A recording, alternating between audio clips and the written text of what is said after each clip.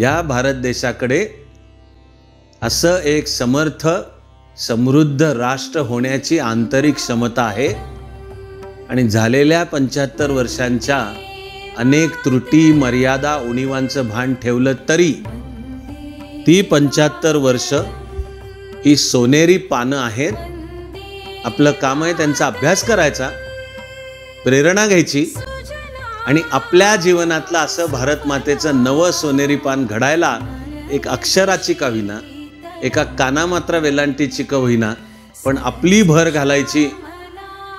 तशी भर घालण्यासाठी सिद्धही होऊयात। अधिकृत प्रकाशन सोमवार दिनांक 29 ऑगस्टला पुण्यामधल्या यशवंतराव चव्हाण नाट्यगृहामध्ये आहे। ज्यांना शक्य आहे अशा सर्वांकरता माझं वैयक्तिक सुद्धा हे आग्रहाचं निमंत्रण आहे की जरूर या। आणि ठरलेलंच असं आहे की त्या प्रकाशन समारंभात सुद्धा मी सर्वांशी भारताची ही स्वातंत्र्योत्तर 75 वर्षांची वाटचाल यावर मी बोलणार आहे।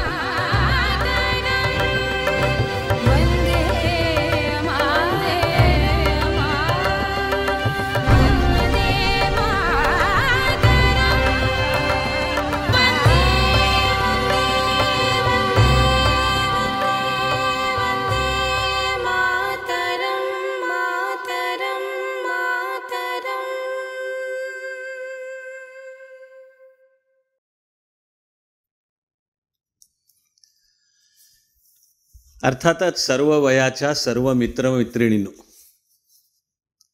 माझा हा विलक्षण आनंद तुमच्या बरोबर वाटून घेतोय, जमेल तेवढा व्यक्त करतोय आणि त्याच वेळी अर्थातच तुम्हा सर्वांना मनापासून माझं वैयक्तिक सुद्धा निमंत्रण देतोय। 75 सोनेरी पाने हा ग्रंथ माझ्याकडून लिहून पूर्ण झाला। त्यावर थोडंसं मागच्या वेळी मी तुमच्याशी बोललो होतो। आता हा ग्रंथ सुसज्ज सिद्ध पण झालाय 460 पानांचा आणि प्रकाशनाने सुद्धा अतिशय समृद्ध पद्धतीने मांडणी केली आहे। सगळा ग्रंथ आर्ट पेपरवर 400 पेक्षा जास्ती फोटो आहेत आणि भारताच्या स्वातंत्र्योत्तर वाटचालीचे सोन्याचे क्षण, एक राष्ट्र, एक समाज, एक संस्कृती म्हणून या 75 वर्षांमधलं आपलं मोठं यश, असे 75 अशांचा चांगलाच अभ्यास करून संशोधनाची एक नीट शास्त्रशुद्ध बैठक वापरून माझ्याकडून हा ग्रंथ लिहून झाला आणि त्याची ही पहिली प्रत मला मिळाली। आता याचं अधिकृत प्रकाशन सोमवार दिनांक 29 ऑगस्टला पुण्यामधल्या यशवंतराव चव्हाण नाट्यगृहामध्ये आहे। ज्यांना शक्य आहे अशा सर्वांकरता माझं वैयक्तिक सुद्धा हे आग्रहाचं निमंत्रण आहे की जरूर या। आणि ठरलेलंच असं आहे की त्या प्रकाशन समारंभात सुद्धा मी सर्वांशी भारताची ही स्वातंत्र्योत्तर 75 वर्षांची वाटचाल यावर मी बोलणार आहे सर्वांशी।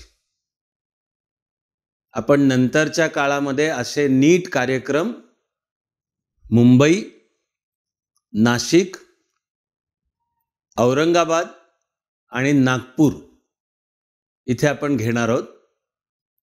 माझ्या ज्या नेहमी सर्वांना सर्व काळ सर्व शुभेच्छा आहेतच, त्याच्याच बरोबरीने खूप आनंद आहे म्हणून हे माझं वैयक्तिक निमंत्रण सुद्धा तुम्हा सर्वांपर्यंत पोचतं करतो। एक या वर्षीचा केव्हा तरी फेब्रुवारीचा काळ असेल, थोडासा वेळ होता आणि थोडासा कोरोना कमी झाला म्हणून मी आणि पूर्णाताई म्हणजे सौ धर्माधिकारी आम्ही सहज थोड्याशा एका संध्याकाळी एक आमचं आवडतं रेस्टॉरंट आहे, तिथली एक विशिष्ट डिश आम्हाला दोघांनाही खूप आवडते म्हणून तिथे गेलो होतो. तर तिथे हे राजहंस प्रकाशनचे प्रमुख दिलीप माजगावकर, ते त्यांची पण लाडकी जागा आहे, ते आले, आमची भेट झाली आणि त्या भेटीमध्ये त्यांनी ही कल्पना सुचवली की देशाच्या स्वातंत्र्याला 75 वर्ष पूर्ण होत आहेत, तर आपण असं एक विशेष पुस्तक तयार करूयात का.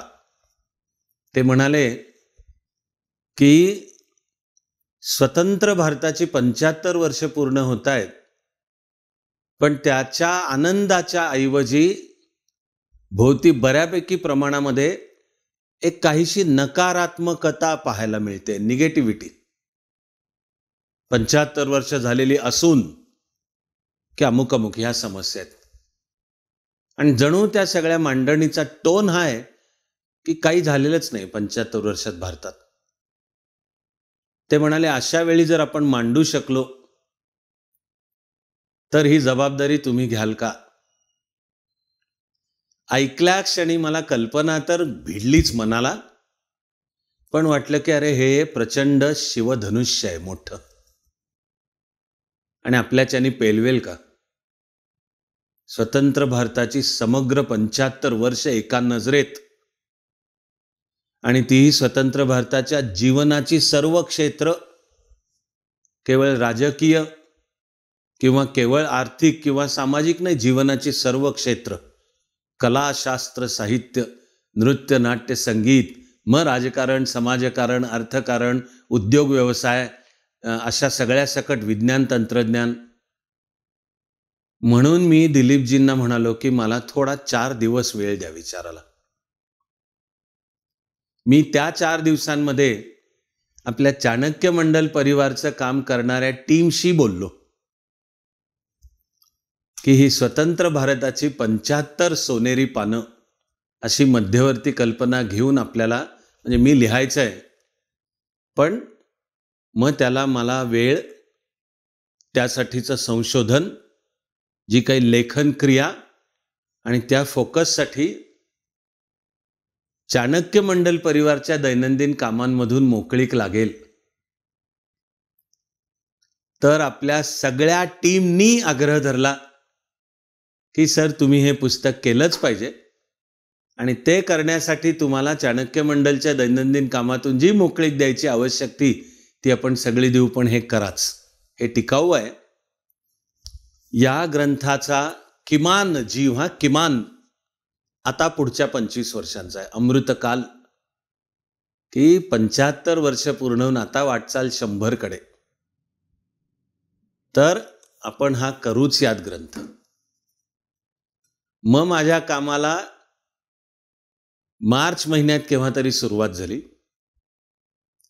त्याला आपण चाणक्य मंडल परिवारमधल्या फॅकल्टींची सुद्धा एक टीम माझी रिसर्च असिस्टंट, संशोधनाला सहाय्य म्हणून नेमली आणि गेल्या शैक्षणिक वर्षाच्या सगळ्या बॅचेस चालू होत्या आणि अजून ते वर्ष ऑनलाईन होतं, पण आपण हा एक एक्सरसाइज घेतला ऑनलाईन सगळ्या कोर्सेसवर की स्वतंत्र भारताच्या वाटचालीतले 75 सोनेरी क्षण, खास अचीवमेंट भारताची राष्ट्र म्हणून तुम्हाला कोणत्या वाटतात. आणि त्याला त्यावेळच्या बॅचेसचा इतका तुफान उत्साहामध्ये प्रतिसाद होता, आपण एक कॉम्पिटिशन जाहीर केली की ज्यांना सहभाग व्हायचा आहे त्यांनी त्यांना वाटणारी 75ची एक यादी तयार करा, ती इकडे द्या. मग आपण बसून फायनली पुस्तक तयार होताना जेव्हा ते 75 कोणतेही होईल, तर ज्याची पुस्तकाच्या 75शी सर्वात जास्त टॅली होईल, जुळून येईल, अशांना पारितोषिक, आणि पारितोषिक हा ग्रंथच त्यांना बक्षीस म्हणून मिळेल. तर प्रचंड उत्साहाने मुलामुलींनी त्यात भाग घेतला. आता आपण त्या कॉम्पिटिशनचाही पुढचा भाग करणार की नीट टॅली करून कोण आहेत किमान टॉप 10 की त्यांची फायनल या पुस्तकातली जी 75 सोनेरी पानं आहेत त्यांच्याशी जुळते. पण चाणक्य मंडल परिवारवर त्याचा एक अपरिहार्य असा परिणाम झाला होता. आपण गेली 26 वर्ष चाणक्य मंडलमध्ये एक संकेत पाळलाय. तो म्हणजे प्रत्येक कोर्सची प्रत्येक बॅच वर पहिलं सत्र माझं होतं, पहिलं आणि शेवटचं माझं होतं. तर 26 वर्षात 2021-22चं शैक्षणिक वर्ष संपताना पहिल्यांदा हे घडलं की 2021-22च्या बॅचेसचा समारोप माझ्याबरोबर झाला नाही. त्याची एकाच वेळी 2 कारणं होती. एकीकडे ह्या ग्रंथाचं काम चालू होतं आणि त्याच वेळी म्हणजे मार्च आणि एप्रिल या वर्षीचा आणि निम्मा मे एकाच वेळी UPSC आणि MPSC मुख्य परीक्षांचे निकाल लागले. लगेच त्यांचे अभिरूप मुलाखती होत्या. त्यालाही आपल्याला भरभरून असतोच प्रतिसाद आणि यश. आणि आता तर गेली 4 वर्ष आपण UPSCच्या मॉक इंटरव्ह्यूज आपण दिल्लीत घेतो, त्याला पण तुफान प्रतिसाद असतो. अख्ख्या भारतातनं उत्तम प्रतिसाद असतो. त्यामुळे 2021-22च्या वर्षांचा बॅचेसचा समारोप माझ्याबरोबर झाला नाही. आणि ते दिल्लीतलं सगळं पूर्ण करून परतलो त्या क्षणी या पुस्तकाच्या मध्ये मी पूर्ण स्वतःला पेरून घेतलं. चाणक्य मंडल परिवारच्या टीमनी तेही मान्य केलं. आणि 2022-23 हे जे शैक्षणिक वर्ष सुरू त्याचे जवळजवळ पहिले 2 महिने माझा कुठल्याच कोर्सवर कुठलाच तास, म्हणजे चाणक्य मंडल परिवारच्या कामाची आता 26 वर्ष पूर्ण झाली आहेत. हे 27वं वर्ष चालू आहे. पहिल्यांदा हे घडलं की कोर्सेसवरचा पहिला तास माझ्याबरोबर नाही. ते सांगायला मी वेळ एवढ्यासाठी देतो की ते ह्यासाठी चाललं होतं. आणि माझ्याबरोबर चाणक्य मंडल परिवारमधल्या 10 पेक्षा जास्त फॅकल्टीनी काम केलं. 75 विषय निश्चित केले, त्याच्यावरचं संशोधन, तो सगळं आवश्यक, तो डेटा, मुद्दे, असं सगळं. आणि आपल्याला कहाणी, गोष्ट आपल्याला काय मांडायची, अशा मी यामध्ये स्वतंत्र भारताच्या 75 यश, 75 अचीवमेंट्स याच्या गोष्टी सांगितल्या आहेत. आणि अर्थात मला आनंद आहे की जीवनाच्या सर्व क्षेत्रातल्या आहेत त्याच्यामध्ये, जीवनाच्या सर्व क्षेत्रातल्या आहेत. काही वेळा आपल्या लक्षात येत नाही. पहा उदाहरणार्थ की स्वतंत्र भारताने विज्ञान तंत्रज्ञानमध्ये जी प्रगती केली आहे त्यांनी प्रत्येक भारतीयाची मान ताठ झाली पाहिजे अशी प्रगती. अवकाश तर त्याचे गुरु डॉक्टर विक्रम साराभाई. आणि असं पेन्सिल रॉकेट म्हणतात या आकाराचं. तर केव्हा तरी ते एक तिकडे केरळ तिरुवनंतपुरमच्या जवळचं छोटं नारळाच्या झावळ्यांनी झाकलेलं गाव, तिथे असं एक पेन्सिल रॉकेट सोडून सुरुवात झाली. तो भारत आज अवकाश विज्ञानामध्ये जगाच्या तोडीस तोड आहे. आणि आपण सोडलेला पहिला उपग्रह आर्यभट्ट नाव त्याचं. मग होता ॲपल म्हणजे एरियन पॅसेंजर पेलोड. मग होता उपग्रह, त्याचं नाव रोहिणी. पुढच्या एका उपग्रहाचं नाव भास्कर. मग आपण सॅटेलाइट लॉन्च व्हेकल म्हणजे अवकाशामध्ये उपग्रह स्थिर करायचा. त्याची वैज्ञानिकदृष्ट्या वेगवेगळ्या कक्षा असतात, पण त्याला अवकाशापर्यंत घेऊन जाणारं वाहन ती पण भारताने तयार केली. त्या आधारावर मिसाईलचं तंत्रज्ञान पण भारताने यशस्वीरित्या तयार केलं. ते महान शास्त्रज्ञ म्हणजे आपले डॉक्टर अब्दुल कलाम, की जे भारताला आनंदाचीच गोष्ट आहे की या देशाचे राष्ट्रपती पण ते झाले. Missile man. अवकाश क्षेत्रातली प्रगती, तिचे अनेक अध्याय आहेत यामध्ये. अणु क्षेत्रातली प्रगती, ती विज्ञानाच्या मागची मूळ दृष्टी पंडित जवाहरलाल नेहरू, त्यानुसार त्यांनी देशाचं विज्ञान तंत्रज्ञान धोरण आखलं.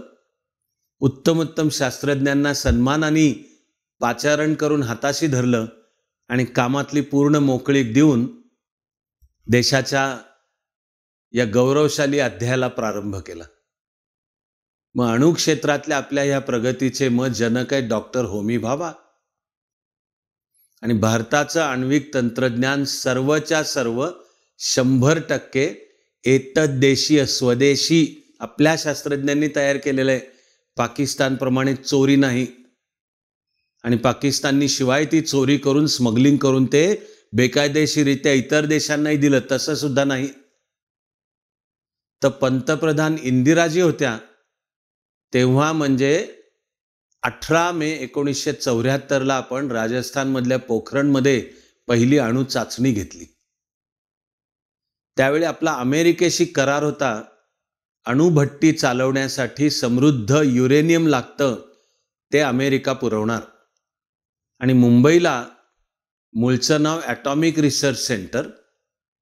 डॉक्टर भाभांचा 1966मध्ये अपघाती मृत्यू झाला. तो अपघात चुकून नाही अशी माझी भावना आहे.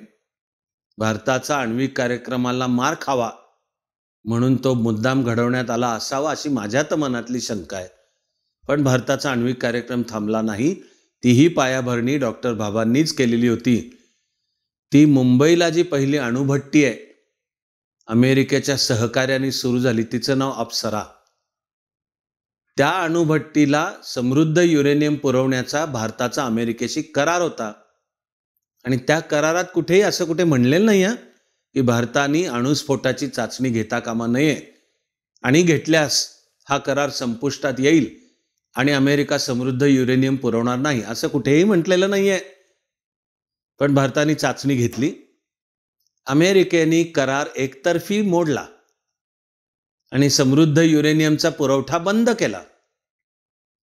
ते आव्हान भारतीय शास्त्रज्ञांनी स्वीकारलं आणि आपल्या केरळच्या समुद्र किनाऱ्यावरच्या वाळूमध्ये थोरियम नावाचं मूलद्रव्य सापडतं. ते वाळूमधनं ते थोरियम बाजूला काढून त्या थोरियमवर वैज्ञानिक प्रक्रिया करून त्याचं रूपांतर प्लुटोनियम आणि प्लुटोनियमवर प्रक्रिया करून युरेनियम आणि मग ते समृद्ध युरेनियम की जे अणुभट्टी करता वापरता येईल, हे सगळं भारतीय शास्त्रज्ञांनी करून दाखवलं. तसंच त्या अणुभट्टीमध्ये एक विशिष्ट प्रकारचं क्षारयुक्त पाणी घालावं लागतं. त्याला हेवी वॉटर असा इंग्लिश आणि वैज्ञानिक शब्द आहे. ते ज्या प्रकारचं लागतं ते आपल्याला कॅनडा देणार होतं. पण भारताने अणुस्फोटाची चाचणी 1974मध्ये केल्यावर अमेरिकेने कॅनडावर दबाव आणला की भारताला हे पुरवू नका. तेही आव्हान भारतीय शास्त्रज्ञांनी स्वीकारलं आणि समुद्राचं पाणी आत घेऊन त्यावर प्रयोगशाळेमध्ये प्रयोग आणि संस्करण करून अणुभट्टीला आवश्यक असं हेवी वॉटर तयार करण्याची सगळी प्रक्रिया भारतीय शास्त्रज्ञांनी शोधून काढली. मी अशा तुम्हाला शास्त्रज्ञांच्या जर गोष्टी सांगत राहिलो मध्यरात्रपर्यंत चालू राहतील. अशा चित्तथरारक आणि अशा प्रेरणादायक कहाण्या अशी आपली अवकाश क्षेत्रातली प्रगती आहे. अशी विसरू नको यात की स्वातंत्र्याच्या वेळी जो देश दरिद्री होता, अन्नधान्य सुद्धा आयात करत होता, खाण्याची त्याला चणचण होती, तो भारत अन्नधान्याच्या बाबतीत स्वयंपूर्णता गाठून आज जगामध्ये अन्नधान्याचा पुरवठा निर्यातदार देश बनलाय. असं आपण दूध क्षेत्रामध्ये 2009 मध्ये अमेरिकेला मागे टाकून पहिला नंबर मिळवला. आणि नुसता एकेवेळी मिळवला असं नाहीये, आतापर्यंत तो टिकवलाय. किंवा औषधी विज्ञान, फार्मसी, तर आजच्या तारखेला अख्ख्या जगामध्ये जी जेनेरिक औषधं, जेनेरिक म्हणजे ज्याच्यावरचं पेटंटचा कालावधी संपलाय आणि मग ज्याच्याकडे ते तंत्रज्ञान आहे तो त्याची निर्मिती करू शकतो, तर अशी रोजच्या गरजेची बेसिक औषधं अख्ख्या जगाला भारत 80% पुरवतो. 80% एकटा भारत जेनेरिक औषधं पुरवतो. आज भारताला फार्मसी ऑफ द वर्ल्ड असं म्हणतात. आणि कोरोना काळात सुद्धा भारतीय शास्त्रज्ञ भारतीय प्रयोगशाळा यांनी दाखवून दिलं की कोरोनावरची लस अत्यंत कमी कालावधीमध्ये करून ती 200 कोटी डोसपर्यंत ह्या देशांनी करून दाखवलं. या भारत देशाकडे असं एक समर्थ समृद्ध राष्ट्र होण्याची आंतरिक क्षमता आहे आणि झालेल्या 75 वर्षांच्या अनेक त्रुटी मर्यादा उणीवांचं भान ठेवलं तरी ती 75 वर्ष ही सोनेरी पानं आहेत. आपलं काम आहे त्यांचा अभ्यास करायचा, प्रेरणा घ्यायची आणि आपल्या जीवनातलं असं भारत मातेचं नवं सोनेरी पान घडायला एक अक्षराची का होईना, एका कानामात्रा वेलांटीची का होईना, पण आपली भर घालायची. तशी भर घालण्यासाठी सिद्धही होऊयात आणि त्याहीसाठी पुन्हा एकदा निमंत्रणाचा उल्लेख करतो. ज्यांना शक्य आहे त्यांना सोमवार दिनांक 29 ऑगस्ट सकाळी 10:30 वाजता पुण्यातलं यशवंतराव चव्हाण नाट्यगृह, सर्वांना सस्नेह निमंत्रण आणि सर्वांना सर्व काळ सर्व शुभेच्छा.